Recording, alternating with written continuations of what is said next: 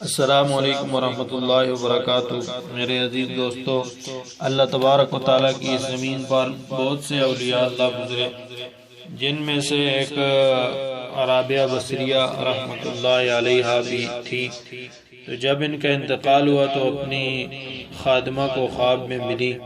خادمہ نے ان سے سوال کیا کہ اماں آپ کے ساتھ کیا ہوا؟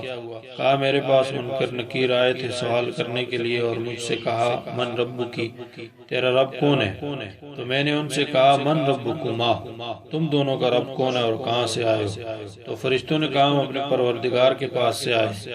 تو حضرت رابعہ بصریہ رحمۃ اللہ علیہا نے کہا جب تم اتنی دور سے آنے پر اپنے رب کو نہیں بھولے تو میں 4 ہاتھ زمین کے نیچے آ کر اپنے رب کو کیسے بھول سکتی ہوں؟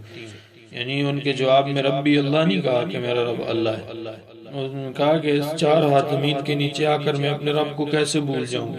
انہوں نے کہا چھوڑو اس کا کیا حساب لینا۔ خادمہ نے ان سے پوچھا کہ آپ کی گدڑی کہاں گئی؟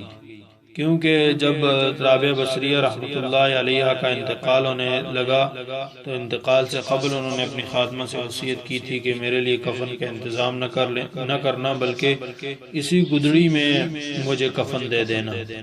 تو خادمہ نے دیکھا کہ ایک عالی شان پوشاک پہنی ہوئی ہیں، یعنی عمدہ لباس پہنے ہوئی ہیں، تو انہوں نے سوال کیا کہ وہ گدڑی کہاں گئی؟ تو حضرت رابعہ بصریہ رحمۃ اللہ علیہ نے کہا کہ اللہ تعالیٰ نے سنبھال کر رکھ دی ہے کہ قیامت کے دن میری نیکیوں میں اس کو بھی تولیں گے اور اس کا بھی وزن کیا جائے گا۔